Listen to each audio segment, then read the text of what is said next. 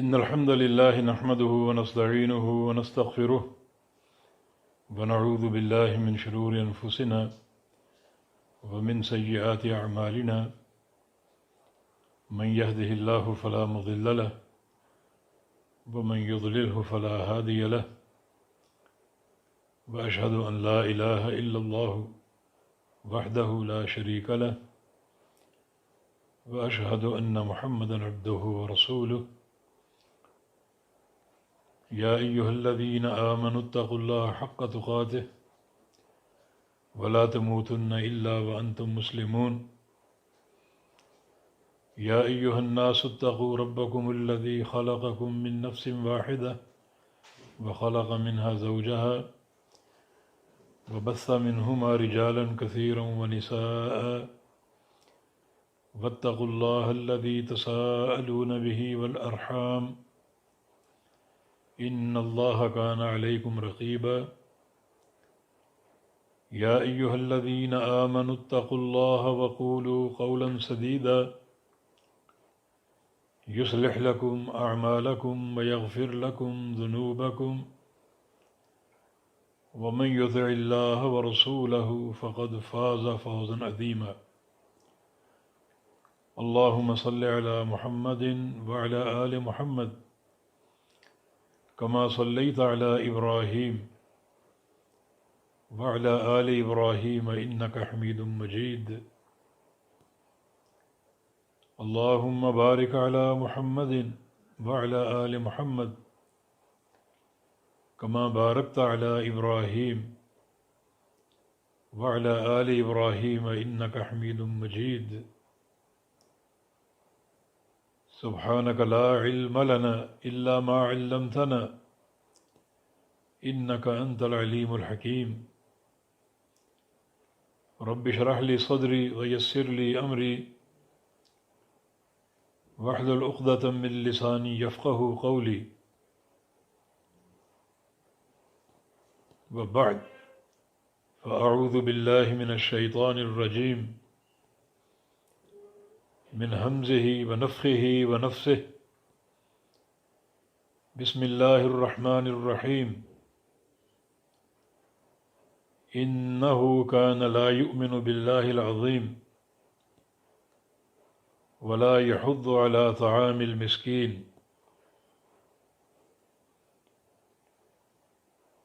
سورۃ الحاقہ کی تفسیر جاری ہے۔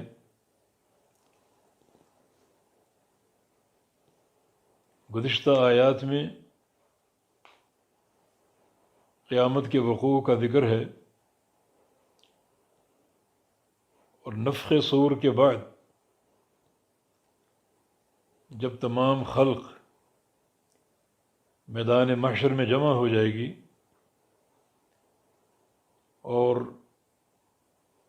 سارے بندوں کا حساب و کتاب ہوگا، تو دو جماعتیں سامنے آئیں گی۔ ایک وہ جماعت جسے دائیں ہاتھ میں اعمال نامہ دیا جائے گا، اور یہ اہل جنت ہیں، اور دوسری وہ جماعت جسے بائیں ہاتھ میں اعمال نامہ دیا جائے گا، اور یہ اہل جہنم ہیں۔ تو اللہ رب العزت نے دونوں جماعتوں کا ذکر کیا، اور اہل جہنم کا ذکر کر کے ان کا جہنم میں جھونکا جانا اور سنگلوں میں پرویا جانا اور انتہائی ہیبت ناک عذاب کا نشانہ بننا، اس سب کے اللہ تعالیٰ نے دو اسباب بیان کیے ہیں کہ ان کو بائیں ہاتھ میں نامہ اعمال کیوں دیا گیا، اور ان کو جہنم کے عذاب علیم میں کیوں جھونکا گیا۔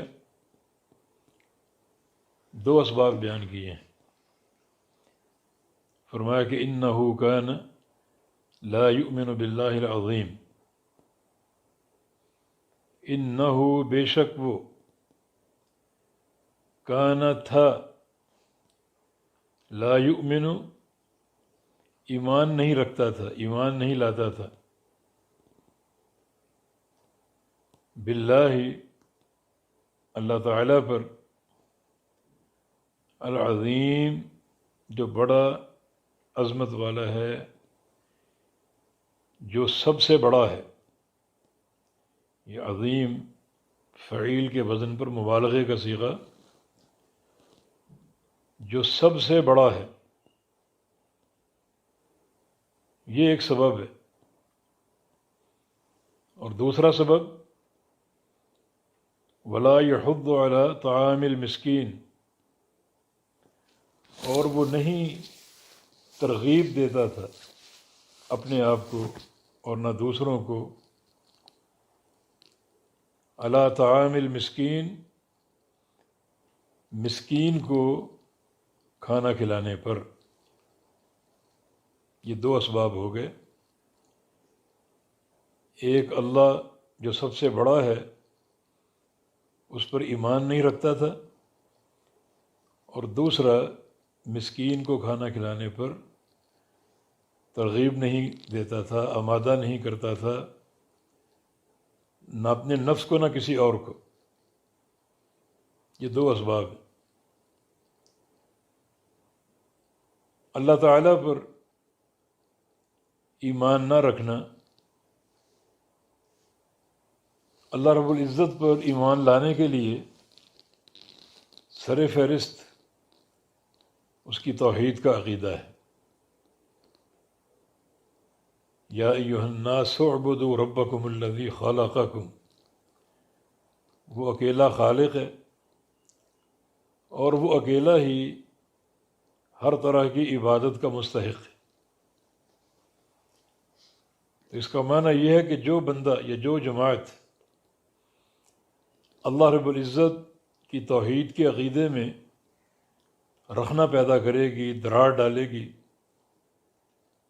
خلل لائے گی، یہ اس کا انجام ہے کہ اس کو نامہ اعمال بائیں ہاتھ میں تھمایا جائے گا اور ان تمام انتہائی ہیبت ناک عذابوں کے ساتھ جہنم میں جھونکا جائے گا۔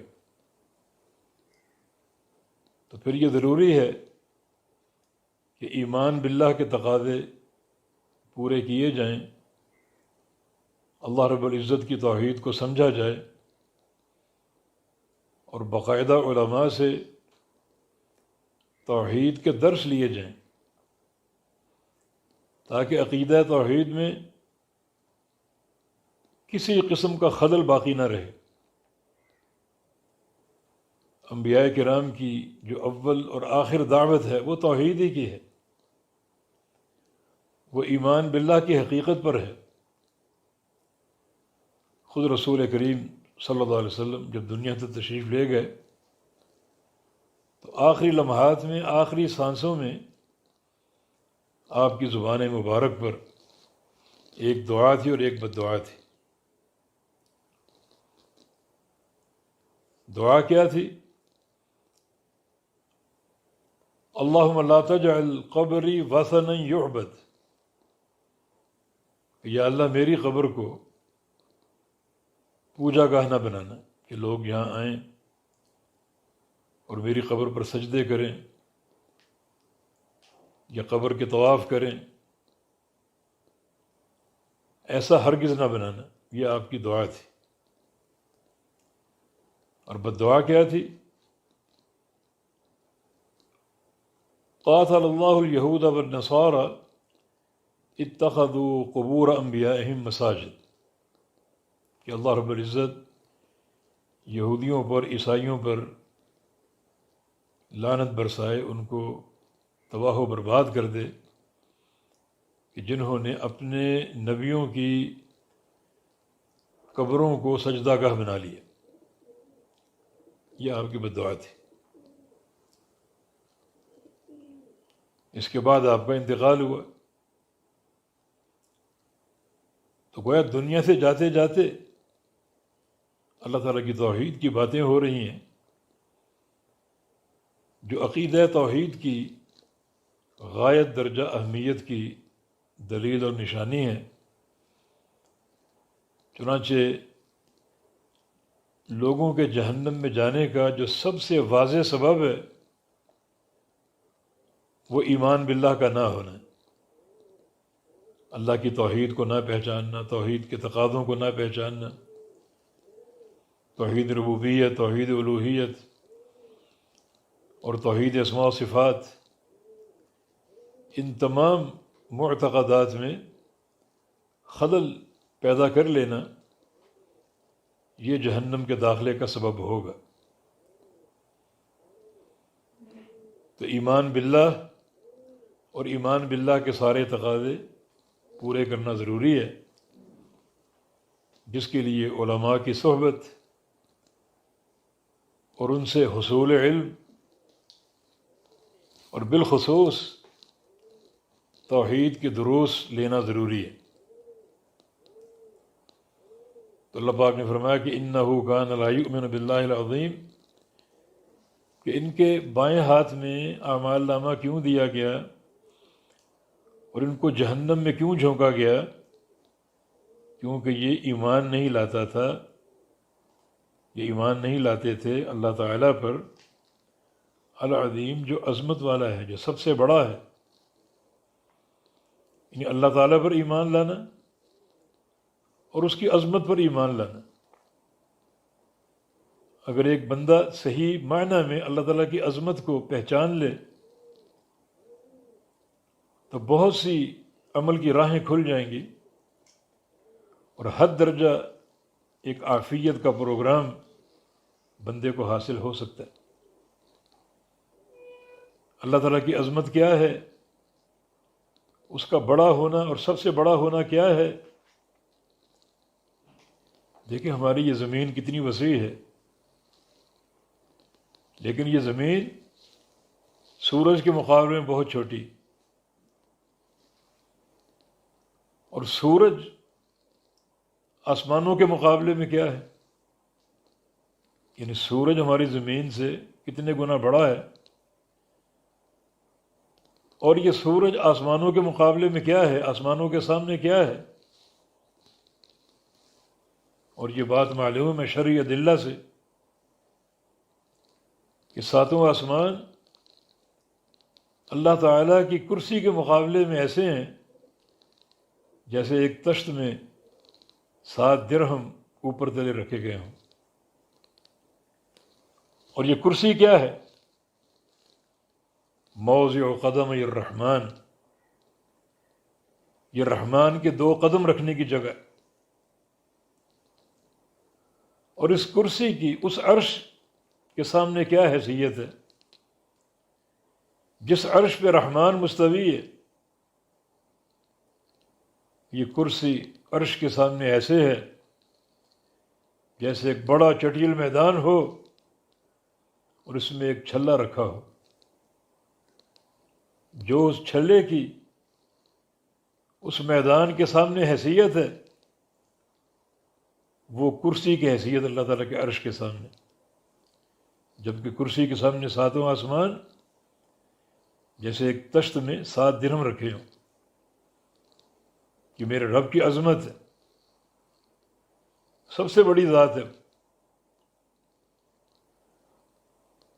اور جو یہ بات ہم نے کی کہ اللہ تعالیٰ کی عظمت کے ادراک کے بعد عمل کی راہیں کھل سکتی ہیں، تو وہ اس بنا پر کہ بندہ سوچے کہ کل میں نے اس رب کے سامنے پیش ہونا ہے، کیسے سامنا کروں گا؟ نبی علیہ السلام کی حدیث ہے، ما منکم من احد الا وسیکلمہ ربہ ولیس بینہ وبینہ ترجمان، کہ تم سب سے تمہارے رب نے باتیں کرنی ہیں، سوال کرنے ہیں،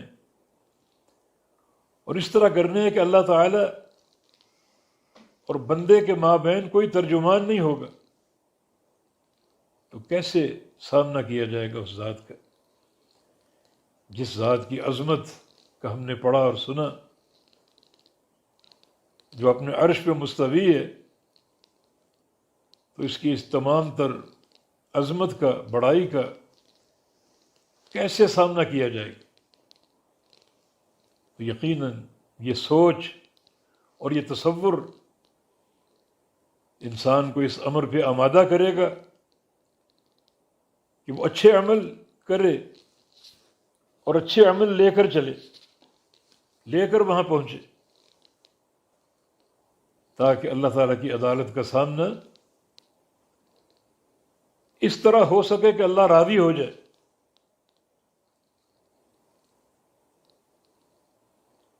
رسول اللہ صلی اللہ علیہ وسلم دعا کیا کرتے تھے، اللہم انی اسألک لذۃ النظر الی وجہک وشوق لقائک۔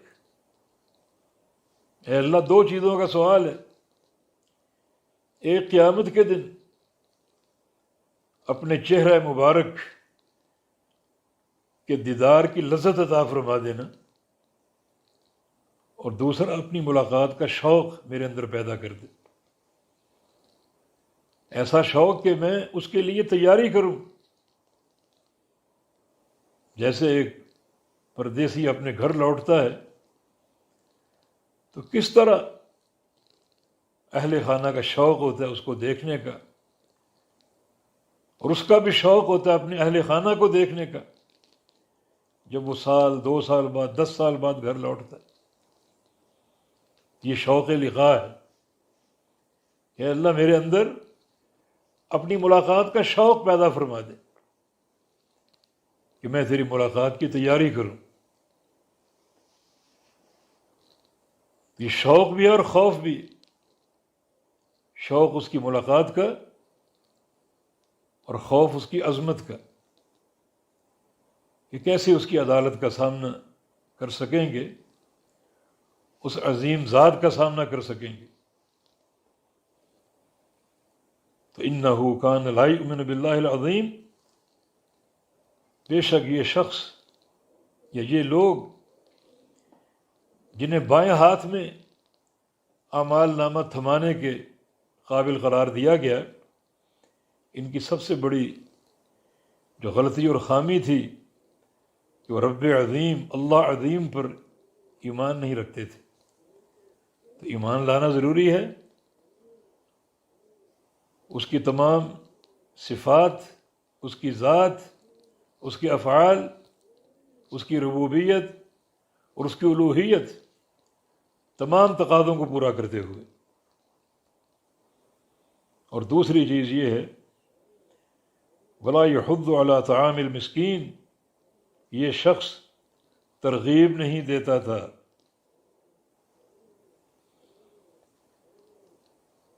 علی طعام المسکین، مسکین کو کھانا کھلانے پر ترغیب کسے نہیں دیتا تھا؟ اپنے آپ کو۔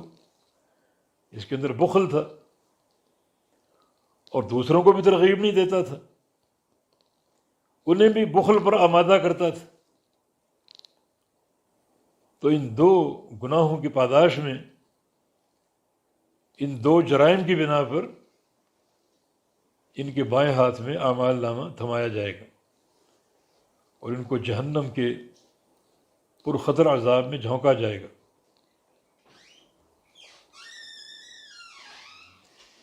حسن بصری رحمہ اللہ، بہت بڑے تابعی، ان کا ایک قول ہے کہ خلعنا نصف السلسلہ بالایمان،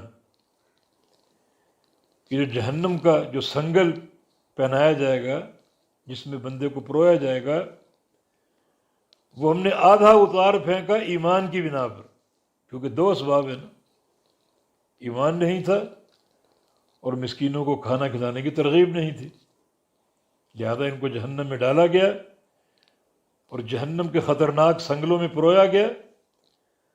فرماتے ہیں آدھا جو سنگل ہے وہ ہم نے اتار پھینکا اپنے ایمان کی بنا پر، ہمارا اللہ پر ایمان ہے، اس کی توحید پر ایمان ہے، اس کی اسماء و صفات پر ایمان ہے، اس کی قدرت کاملہ پر ایمان ہے۔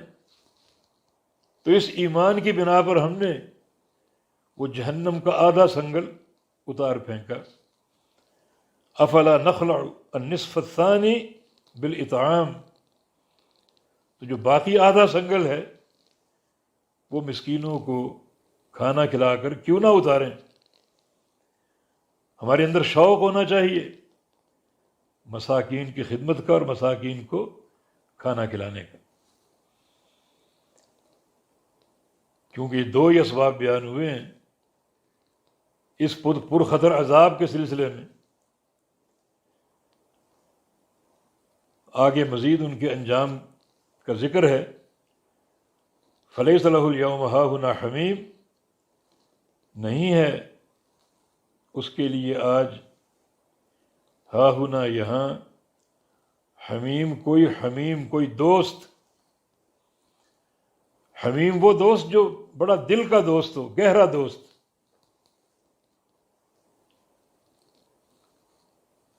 کوئی دوست نہیں ہے، نہ کوئی قریبی، نہ کوئی حمایتی، نہ کوئی سفارش کرنے والا، نہ کوئی مدد کرنے والا، نہ کوئی کسی قسم کا نفع دینے والا۔ وہ تنہا ہے، تنہائی کا شکار رہے گا۔ کوئی دوست نہیں، کوئی رشتہ دار نہیں، کوئی قریبی نہیں، کوئی حمایتی نہیں، کوئی سفارشی نہیں۔ اور یہ بھی خوف کی ایک ہولناک صورت، اس کا میدان محشر میں تنہا ہونا اور جہنم کا لقمہ بننا، بالکل تنے تنہا، کوئی دوست نہ ہوگا۔ ولا طعام الا من غسلین، اور نہ کھانا ہوگا کسی قسم کا، الا من غسلین، سوائے غسلین کے۔ یہ غسلین فعلین کے وزن پر، اصل میں غسلن ہے، یہ یا اور نون زائدہ ہے، اور غسل اس کے کئی معنی ہو سکتے ہیں۔ ایک جہنمیوں کی پیپ جو ان کے زخموں سے ابلے گی، بطور خوراک وہ پیش کی جائے گی، یا پھر جو اہل جہنم کے زخموں کا دھون ہے، جس سے غسل کا معنی واضح ہوتا ہے، وہ اسے بطور خوراک دیا جائے گا۔ تو کوئی کھانا نہ ہوگا سوائے غسلین کے۔ اور غسلین کا معنی ایک درخت بھی ہے خطرناک، ان شجرۃ الزقوم طعام الاثیم، وہ درخت ان کی خوراک ہوگا۔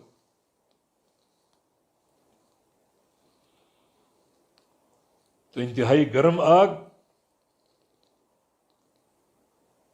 اور انتہائی مکروہ قسم کی خوراک۔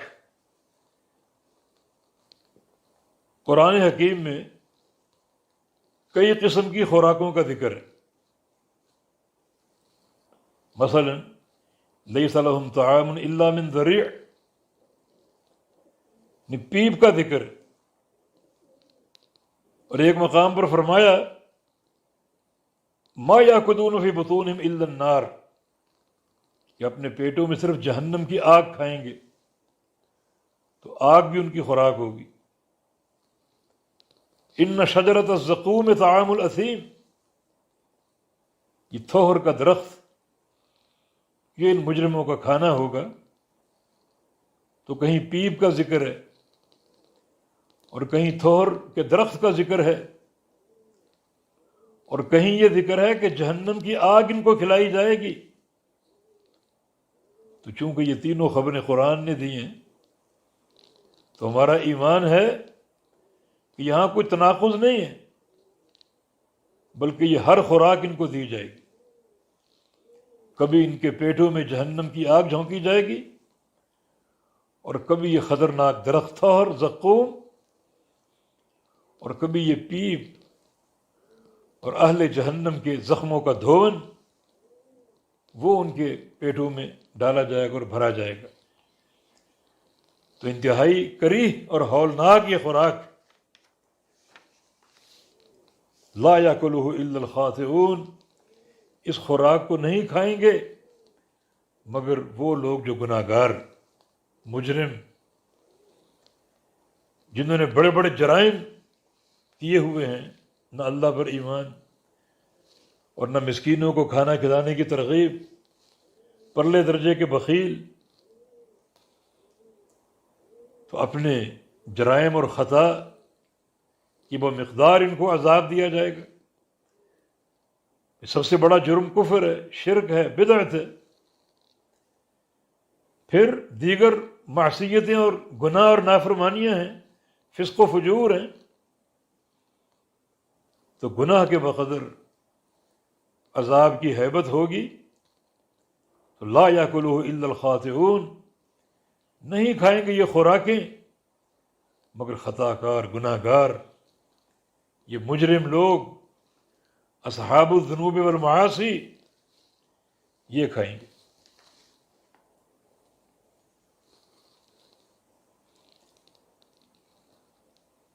آگے نیا مضمون شروع ہوتا ہے، فلا اقسم بما تبصرون وما لا تبصرون، بس میں قسم کھاتا ہوں،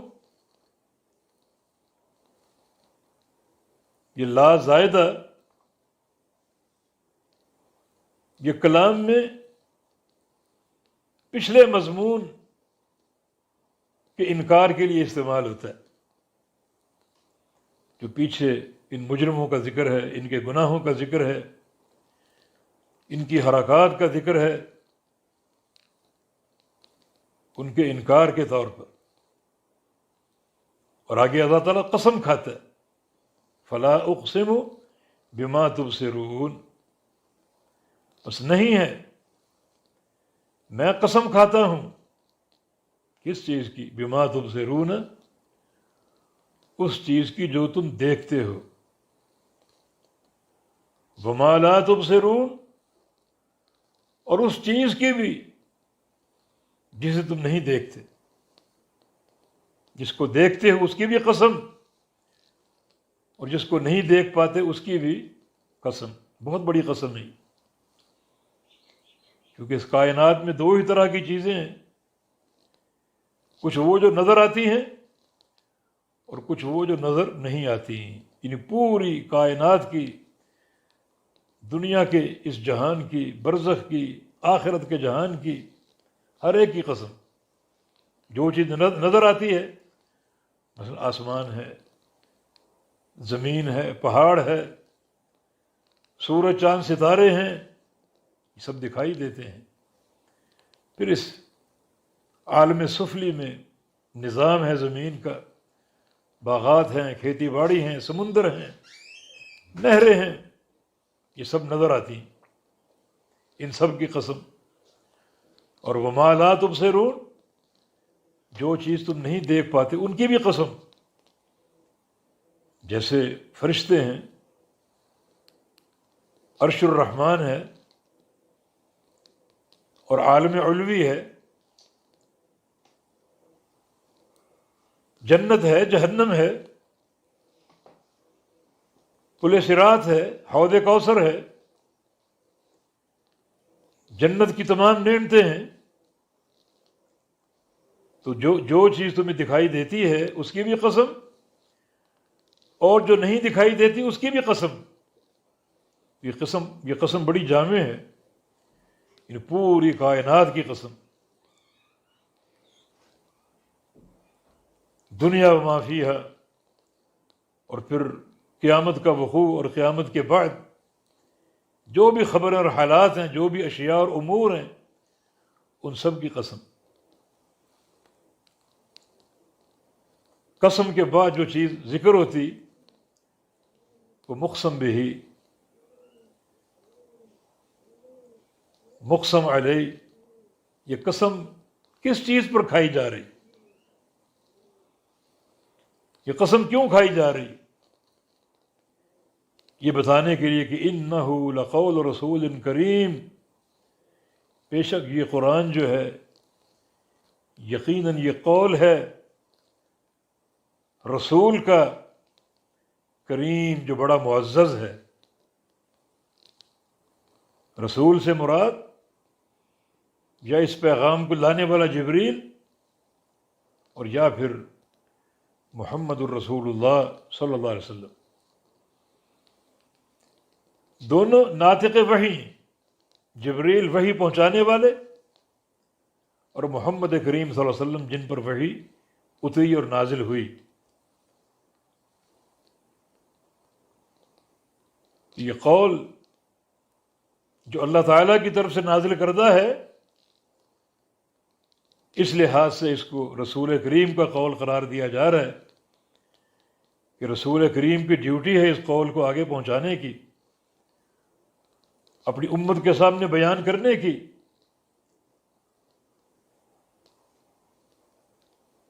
اور اس کو عملی جامہ پہنا کر واضح کرنے کی۔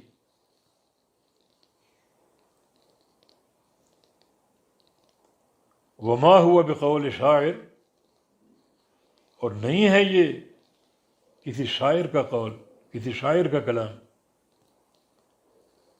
قلیلا ما تؤمنون، کتنا کم ہے جو تم ایمان لاتے ہو۔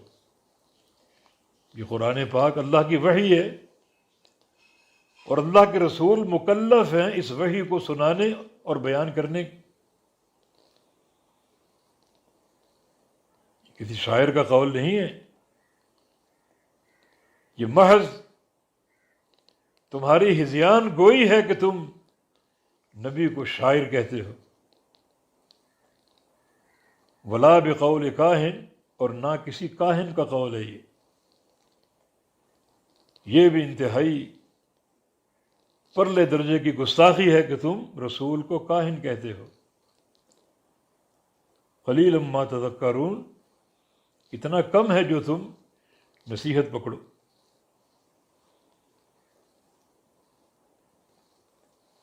تنزیل من رب العالمین، یہ نازل کرتا ہے رب العالمین کی طرف سے، اس رب کی طرف سے جو تمام جہانوں کو پالنے والا ہے، جو تمام جہانوں کا رب ہے، اس کی طرف سے یہ نازل کردہ ہے۔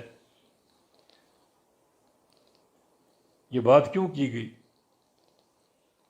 یہاں قرآن پاک کے تعلق سے کفار کے 3 نظریے بیان ہوئے، اور یہ شیطان نے پورا زور لگایا کہ قرآن کے تعلق سے لوگوں کی فکر میں گمراہی، الحاد اور کفر داخل کیا جائے، کیونکہ قرآن پاک محمد الرسول اللہ صلی اللہ علیہ وسلم کا معجزہ خالدہ ہے۔ وہ معجزہ جو قیامت تک باقی اور قائم رہے گا۔ باقی انبیاء کے معجزات ان کے رخصت ہونے کے ساتھ ختم ہو گئے۔ موسیٰ علیہ السلام کا عصا ان کی زندگی تک تھا، ید بیضاء ان کی زندگی تک تھا، صالح علیہ السلام کی اونٹنی ان کی زندگی تک تھی۔ الغرض ہر نبی کا معجزہ، عیسیٰ علیہ السلام، ان کا پھونک مارنا، چھونا، جس سے مریض شفا یاب ہو جاتے تھے اور اللہ کے امر سے مردہ زندہ ہو جاتے تھے، یہ ان کے معجزات ان کی زندگی تک محدود تھے۔ محمد الرسول اللہ صلی اللہ علیہ وسلم کا معجزہ، یہ قرآن پاک، اللہ تعالیٰ کی وحی، جو آپ کی زندگی تک محدود نہیں بلکہ قیامت تک باقی اور قائم رہنے والا اللہ تعالیٰ کا فرمان، انا نحن نزلنا الذکر وانا لہ لحافظون، کہ ہم ہی نے اس قرآن کو اتارا اور ہم ہی اس کے محافظ ہیں۔ یہ قرآن پاک اسی شکل میں رسول اللہ صلی اللہ علیہ وسلم کو نبی علیہ السلام کی حدیث مبارک کے ساتھ حوض کوثر پر پیش کیا جائے گا۔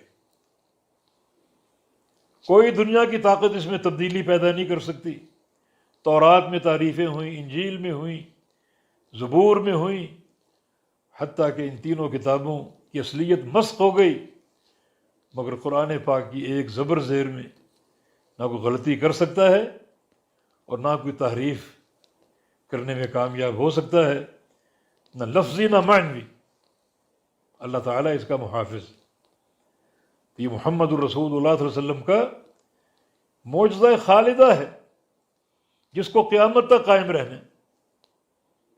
تو یہ شیطان کے لیے تکلیف اور تشویش کی بات ہے کہ باقی انبیاء کے معجزات تو ان کی زندگی تک محدود رہے، پھر ختم ہو گئے، اور جب معجزات ختم ہو جائیں تو کلام کی تاثیر بھی اور دعوت کی تاثیر بھی کمزور پڑ جاتی۔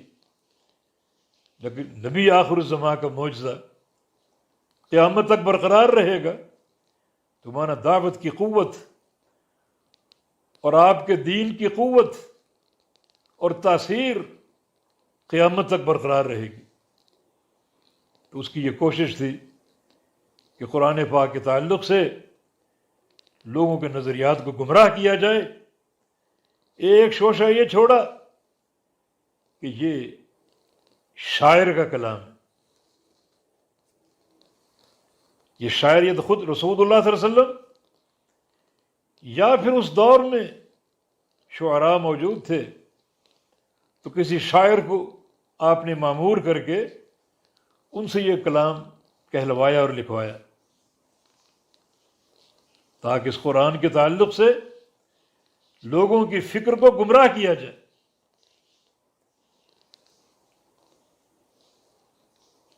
اور دوسری سازش یہ تھی کہ اس کو کاہن کا کلام قرار دیا جائے، کہ خود محمد مصطفیٰ صلی اللہ علیہ وسلم یا تو کاہن ہے اور یا کسی کاہن سے دوستی ہے اور اس کاہن کا کلام ہے۔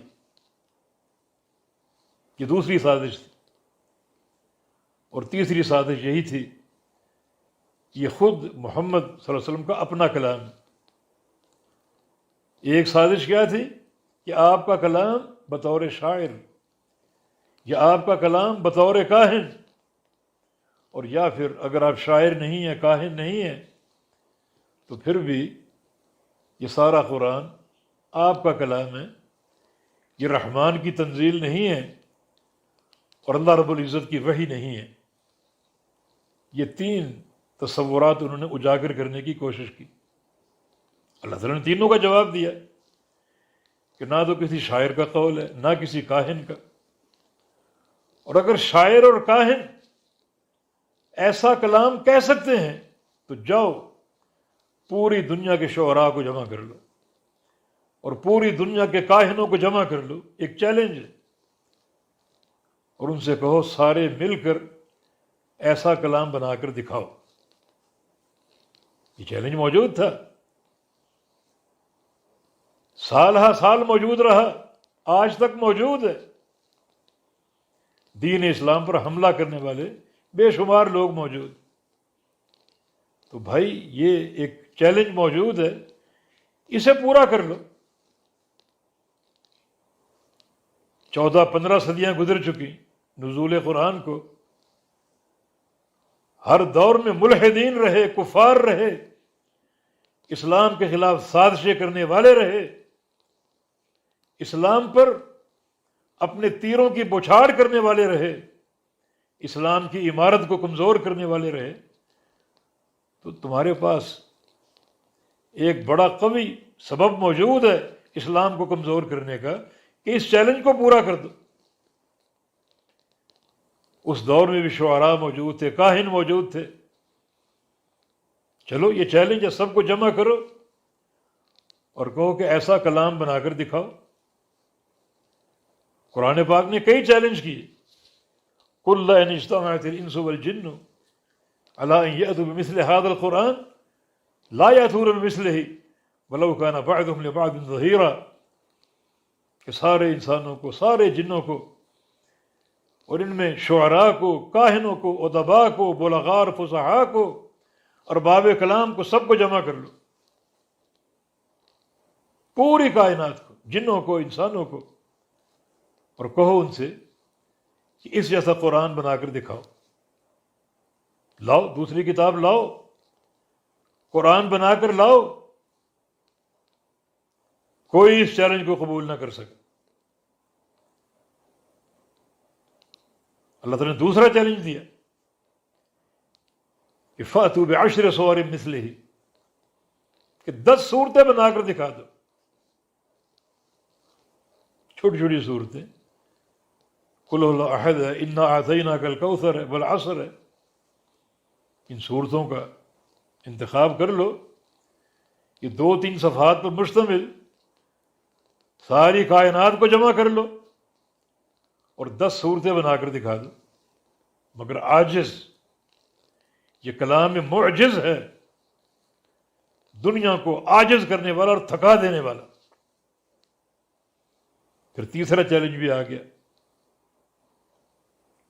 قل ان کنتم فی ریب مما نزلنا علی عبدنا فأتوا بسورۃ من مثلہ،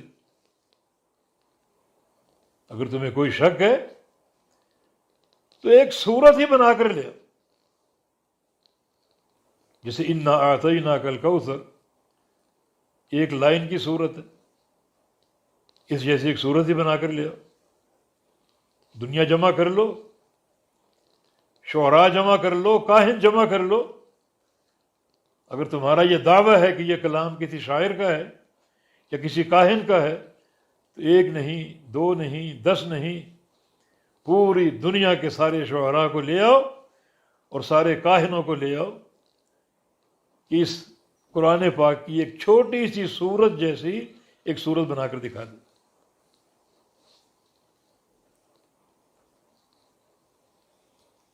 یہ جواب ہے ان کے ان 2 دعووں کا۔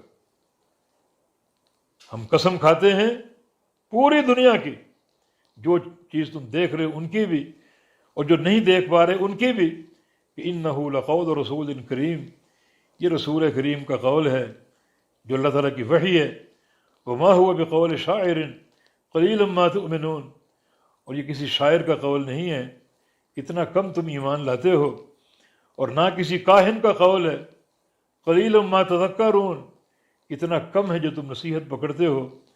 سن لو یہ بات، تنزیل من رب العالمین، یہ رب العالمین کا نازل کردہ ہے، اور اگر تمہارا اصرار ہے یہ کسی شاعر یا کاہن کا کلام ہے تو پھر جاؤ، تمہیں یہ چیلنج ہے، پوری دنیا کے شعراء اکٹھے کر لو اور پوری دنیا کے کاہن اکٹھے کر لو، اس جیسا کلام بنا کر دکھا دو، ایک چھوٹی سی صورت بنا کر دکھا دو۔ یہ چیلنج اس وقت بھی تھا اور آج بھی موجود ہے اور قیامت تک رہے گا۔ دین اسلام کے خلاف پلاننگ کرنے والے موجود رہے، سازشیں کرنے والے موجود رہے، تمہارے ہاتھ میں ایک چیز دی جا رہی ہے، ایسا کلام بنا کر دکھا دو، اس چیلنج کو پورا کر کے دکھا دو، لیکن نہیں، صدیاں گزر چکی، کسی میں یہ ہمت نہ ہو سکی اور قیامت تک کوئی ہمت کر بھی نہیں سکے گا۔ اور تمہاری تیسری بات کیا ہے کہ یہ خود محمد مصطفیٰ کا قول ہے صلی اللہ علیہ وسلم، یہ ان کا کلام ہے۔ اس کا جواب بھی سن لو، تم کہتے ہو کہ پورا کلام انہی کا کلام ہے، وَلَوْ تَقَوَّلَ عَلَيْنَا بَعْضَ الْأَقَاوِيلِ، اگر میرا پیغمبر صلی اللہ علیہ وسلم ہم پر کوئی ایک بات کہہ کے، ایک بات یا کچھ باتیں، 2 باتیں، 3 باتیں ہم پر کہہ دیں، حالانکہ ہم نے نہیں کہیں، وہ باتیں ان کی اپنی ہوں اور ہماری طرف منسوب کر دیں، اور وہ تقول علینا، تقول یعنی تکلفاً کوئی بات کہنا، اگر کوئی بات گھڑ لے، بنا لے اپنی طرف سے اور وہ علینا ہم پر کہہ دے، ہماری طرف منسوب کر دے، بعض الاقاویل، بعض باتیں، کچھ باتیں یا ایک بات، سارے معنی درست ہیں۔ تم کہتے ہو کہ پورا کلام انہوں نے بنایا اور ہماری طرف منسوب کر دیا، ایک بات اگر اپنی طرف سے گھڑ لیں اور ہمارے کھاتے میں ڈال دیں، ہماری طرف منسوب کر دیں، لَأَخَذْنَا مِنْهُ بِالْيَمِينِ، تو یقیناً ہم پکڑ لیں گے یا پکڑ لیتے اسے بالیمین، دائیں ہاتھ سے، یعنی اس کے دائیں ہاتھ سے اسے پکڑ لیتے۔ دائیں ہاتھ سے کیوں؟ اللہ کی ہر پکڑ بڑی سخت ہے، وَلَا يُوثِقُ وَثَاقَهُ أَحَدٌ، جیسی اس کی پکڑ ہے ویسی پکڑ کوئی نہیں پکڑ سکتا۔ ہر پکڑ اس کی سخت اور شدید ہے، مگر دائیں ہاتھ سے پکڑنے میں، اس پکڑنے میں اور قوت پیدا کر دی گئی۔ عام طور پہ بندے کے دائیں ہاتھ میں طاقت زیادہ ہوتی ہے، قوت زیادہ ہوتی ہے، اور اگر آپ اس کے دائیں ہاتھ کو قابو کر لیں اور دائیں ہاتھ پر گرفت اپنی مضبوط کر لیں تو اس کی ساری قوت مفلوج ہو جاتی۔ معنی دائیں ہاتھ سے پکڑ لیں اس طرح کہ ان کی اسی پکڑ سے ساری قوت مفلوج کر دیں۔ ثم لقطعنا منہ الوتین، اور پھر ہم کاٹ دیں منہ اس کی الوتین شاہ رگ۔ وتین جو ہے یہ ایک رگ ہے جو دل اور دماغ کے ساتھ متصل ہے، جس کا تعلق دل کے ساتھ بھی اور دماغ کے ساتھ بھی۔ اگر یہ کٹ جائے تو انسان کی موت واقع ہو جاتی اور اس کی زندگی کا چراغ گل ہو جاتا ہے۔ تو تم یہ کہتے ہو کہ یہ سارا کلام محمد کریم کا ہے صلی اللہ علیہ وسلم، اور وہ سارا کلام خود کہہ کے ہماری طرف منسوب کر دیا؟ ایسا ناممکن ہے۔ اگر یہ ایک بات بھی اپنی گھڑ کے ہماری طرف ڈال دیں، منسوب کر دیں، ہمارے کھاتے میں ڈال دیں، تو ہم فوراً پکڑ لیں، ان کو اٹھا لیں اور ان کی شاہ رگ کاٹ کر ان کی زندگی کا خاتمہ کر دیں۔ پھر وہ پکڑ ایسی ہوگی کہ فما منکم من احد عنہ حاجزین، نہیں ہوگا تم میں سے کوئی بھی عنہ اسے حاجزین، روکنے والا، چھڑانے والا، بچانے والا۔ یہ ان کی تیسری بات کا جواب کہ تم تو پورے کلام کی بات کر رہے ہو، اگر ایک بات بھی اپنی گھڑ کے ہماری طرف منسوب کر دیں ہم ان کی زندگی کا خاتمہ کر دیں۔ مگر ایسا نہیں ہو سکا، کیونکہ ہمارے نبی کا منصب یہی ہے، وما ينطق عن الهوى ان هو الا وحی یوحى، کہ وہ اپنی خواہش سے کبھی بات نہیں کرتے، اس کی ہر بات ہماری وحی ہوتی ہے۔ بعض لوگوں نے نبی علیہ السلام سے عرض کیا کہ جب یہ دو سبزیاں اتنی بری ہیں، لہسن اور پیاز، کہ انہیں کچا کھا کر مسجد میں آنا جائز نہیں ہے، تو فحرمہما، ان کو حرام کر دیجیے۔ تو رسول اللہ صلی اللہ علیہ وسلم نے ارشاد فرمایا، مسند احمد کی حدیث ہے کہ لیس لی تحریم ما احلہ اللہ، جس چیز کو اللہ نے حلال کہا اسے حرام کہنے کا میرے پاس کوئی اختیار نہیں۔ یہ نبی کا منصب اور نبی کی شان ہے، اپنی خواہش سے کبھی بات نہیں کی۔ کتنے ایسے مقامات موجود ہیں، اللہ کے پیارے پیغمبر سے کچھ باتیں پوچھی گئیں، سوال کیے گئے، اور آپ نے خاموشی اختیار کی، اللہ تعالیٰ کی وحی کا انتظار کیا، کیونکہ اپنی خواہش سے کبھی بات نہیں کی، ہمیشہ اللہ تعالیٰ کی بات کی، اللہ تعالیٰ کی وحی کی بات کی۔ تو فرمایا کہ یہ کیسے ہو سکتا ہے کہ ہمارا نبی اتنی بڑی بات، اتنا بڑا کلام گھڑ کے ہماری طرف منسوب کر دے؟ اگر ایک بات بھی ایسی کہہ ڈالی جو اس کی اپنی ہو اور ہماری طرف منسوب کر دی تو ہم ان کی زندگی کا خاتمہ کر دیں گے، ایسی قوت سے پکڑیں گے کہ کوئی روکنے والا نہیں ہوگا اور کوئی بچانے والا نہیں ہوگا۔ یہاں ایک لمحہ فکریہ کہ جب اتنی بڑی تنبیہ محمد کریم صلی اللہ علیہ وسلم کے لیے ہے کہ اپنی ذاتی بات اگر ہمارے کھاتے میں ڈال دیں، ہم اس طرح ان کی زندگی کا خاتمہ کر دیں، تو پھر سوچنے کی بات ہے میری اور آپ کی کیا حیثیت۔ اگر ہم اس طرح باتیں گھڑ کے اپنی خواہشات، اپنی باتیں اللہ تعالیٰ کی طرف منسوب کریں، اللہ کے رسول کی طرف منسوب کریں، یا اس دین کے کھاتے میں ڈال دیں، تو ہمارا کیا انجام ہوگا۔ وہ لوگ انتہائی مبغوض ہیں، نفرت کے قابل ہیں اور دھتکارے جانے کے قابل ہیں، جو لوگ اس دین میں اضافے کرتے ہیں، نئے نئے شوشے چھوڑتے ہیں اور نئی نئی باتیں بنا کر انہیں دین کے کھاتے میں ڈالتے ہیں۔ اسی لیے رسول اللہ صلی اللہ علیہ وسلم اپنے ہر خطبے میں فرمایا کرتے تھے کہ شر الامور محدثاتها، کہ سب سے بدترین چیز وہ ہے جو نئی ہو، جو اللہ کی فرمودہ نہ ہو، اللہ کے رسول کی فرمودہ نہ ہو، بلکہ اس کو گھڑ کر بنا کر دین کے کھاتے میں ڈال دیا جائے۔ ہر نئی چیز اپنانے والا بدعتی ہے، اور ہر بدعتی کا انجام جہنم ہے۔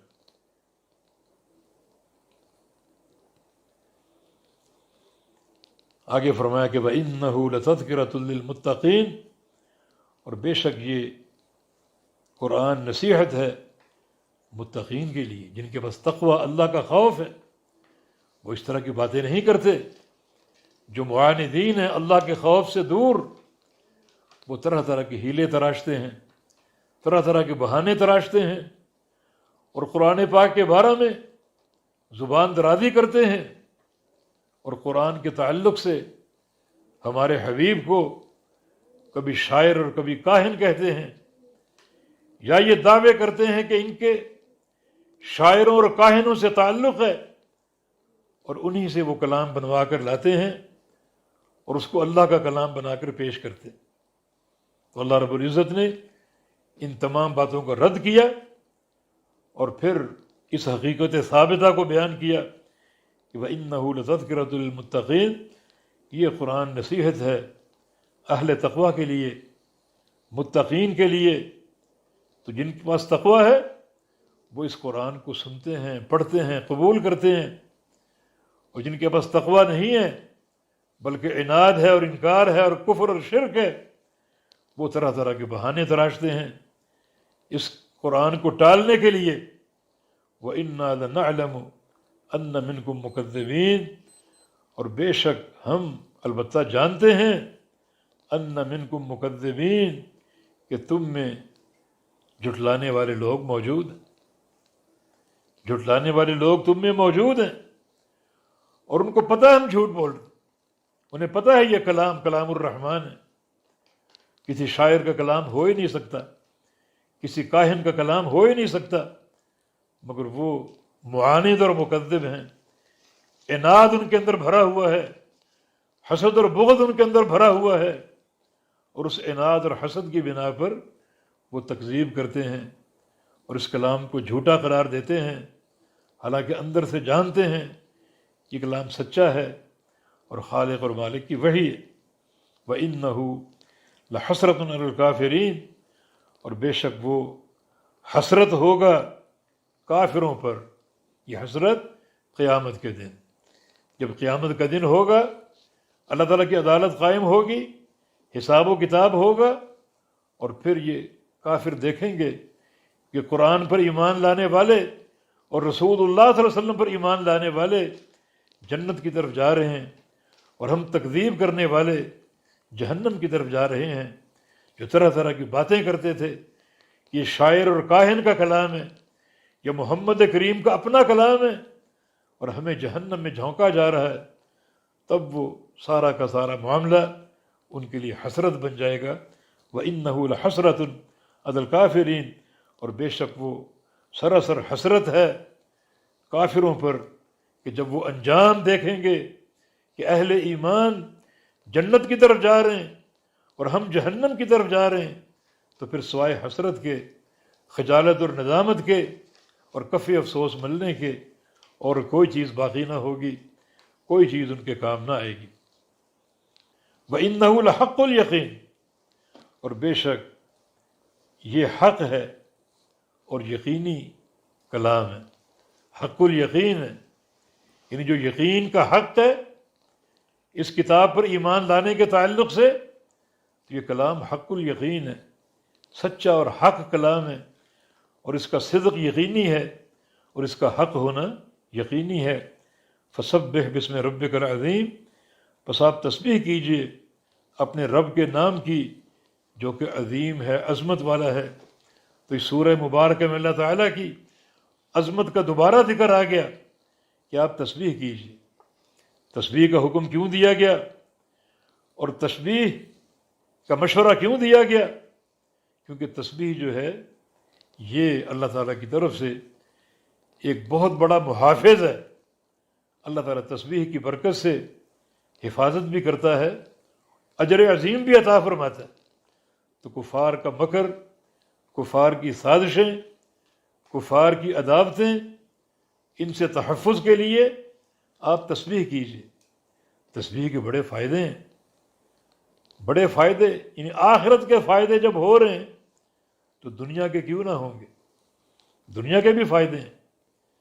جب دجال آئے گا اور وہ مسلمانوں پر خوراک کا سلسلہ بند کر دے گا تو صحابہ نے پوچھا کہ مسلمان ان دنوں میں کیا کھائیں گے؟ تو رسول اللہ صلی اللہ علیہ وسلم نے فرمایا کہ تسبیح اور تحمید ان کا کھانا ہوگا۔ سبحان اللہ پڑھیں گے، الحمدللہ پڑھیں گے، اور ان کے پیٹ اللہ تعالیٰ بھر دے گا۔ اور آخرت کے تعلق سے تسبیح کے بے شمار فائدے۔ سبحان اللہ نصف المیزان، کہ سبحان اللہ آدھا میزان ہے، اس ایک نیکی سے اللہ تعالیٰ کا آدھا میزان بھر سکتا ہے۔ اور اللہ کے میزان کے پلڑے کی کیا شان ہے اور کیا وسعت ہے، اتنا وسیع اس کے میزان کا ایک پلڑا ہے کہ ساتوں آسمان اور ساتوں زمینیں اس ایک پلڑے میں سما سکتی ہیں۔ تو تسبیح کی برکت سے آدھا میزان بھر سکتا ہے۔ تو یہ تسبیح اتنی مبارک چیز ہے، تو پھر دنیا میں اس کی کیا قوت ہوگی اور کیا اس میں تاثیر ہوگی جب تسبیح کی برکت سے آخرت کے خزانے حاصل ہو رہے ہیں۔ رسول اللہ صلی اللہ علیہ وسلم کی ایک حدیث ہے، جو بندہ صبح کے وقت 100 بار سبحان اللہ بحمدہ ہی کہہ دے تو اللہ تعالیٰ اس کے سارے گناہ معاف کر دے گا، چاہے وہ گناہ سمندر کی جھاگ کے برابر کیوں نہ ہو۔ تو بے شمار احادیث موجود ہیں، بے شمار احادیث۔ تو اب تسبیح کیجئے، جس تسبیح کی برکت سے اخروی خزانے آپ کو ملیں گے، اس تسبیح کی برکت سے دنیا کے خزانے بھی آپ کو مل سکتے ہیں۔ اللہ ان کفار کی سازشوں کو ٹال دے گا، اور جو ان کی عداوتیں ہیں ان عداوتوں کو ٹال دے گا، اور اللہ تعالیٰ آپ کو عافیت دے گا، امن دے گا۔ تو آپ تسبیح کیجیے۔ تسبیح کرنا عقیدے کے ساتھ، تسبیح کا معنی اللہ تعالیٰ کی پاکیزگی بیان کرنا، یہ عقیدہ رکھتے ہوئے کہ اللہ تعالیٰ ہر عیب سے پاک ہے، وہ ہر کمال کا مستحق ہے، مطلقاً حمد کے قابل ہے، ہر تعریف اسی کے لیے، ہر کمال اسی کے لیے، اور ہر نقص سے وہ محفوظ اور پاک ہے۔ اور سب سے بڑا نقص جو ہے، جو اس کی جناب میں لوگ منسوب کرتے ہیں، وہ اس کے شریک ہونے کا عقیدہ، کہ فلاں بت اس کا شریک ہے، فلاں درخت اس کا شریک ہے، فلاں قبر والا اس کا شریک ہے، یا فلاں درگاہ والا اس کا شریک ہے۔ شرکاء مقرر کرنا یہ اللہ کی جناب میں کمزوری منسوب کرنے کے مترادف ہے، کیونکہ شریک تبھی بنتا ہے یا بنایا جاتا ہے جب بندے میں ذاتی کمزوری ہو، تاکہ اس کا شریک اس کمزوری کو قوت میں بدل دے اور اس کمزوری کو ختم کرنے کا ذریعہ بن جائے۔ تو تسبیح ایک عظیم و شان عقیدہ، نصف التوحید۔ توحید اسماء و صفات کی 2 قسمیں بنا لیجئے، ایک اسماء و صفات اثباتی رنگ میں اور ایک نفی کے رنگ میں۔ اثباتی رنگ میں اس کی حمد ہے، اور نفی کے رنگ میں اس کی تسبیح ہے، کہ اللہ تعالیٰ ہر عیب سے پاک ہے، ہر نقص اور کمزوری سے پاک ہے، عجز سے پاک ہے، اور ہر کمال کا مستحق ہے اللہ رب العزت۔ تو اس عقیدے کے ساتھ اگر تسبیح ہوگی اور تحمید ہوگی تو اللہ رب العزت دنیا کی خیرات اور آخرت کی بھلائیاں اور نیکیاں آپ کے قدموں میں ڈال دے گا، کامیابیاں عطا فرمائے گا، محبت اور رضا سے نوازے گا، برکتیں عطا فرمائے گا۔ تو اس لیے اللہ رب العزت نے ان تمام احوال کے تناظر میں اپنے پیغمبر کو حکم دیا کہ کفار کی سازشوں سے بچنا ہے، کفار کی عداوتوں سے بچنا ہے، ان کے مکر و فریب سے بچنا ہے، اور کامیابی کا راستہ سیدھا کرنا ہے، اللہ کی محبت و رضا حاصل کرنی ہے۔ تو فسبح بسم ربک العظیم، تو آپ تسبیح بیان کیجئے اپنے رب کے نام کی، وہ رب جو عظیم ہے، بہت بڑا ہے، بلکہ سب سے بڑا ہے۔ وَأُصَلِّي وَأُسَلِّمُ عَلَىٰ نَبِيِّنَا مُحَمَّدٍ وَعَلَىٰ آلِهِ وَصَحْبِهِ وَأَهْلِ طَاعَتِهِ أَجْمَعِينَ۔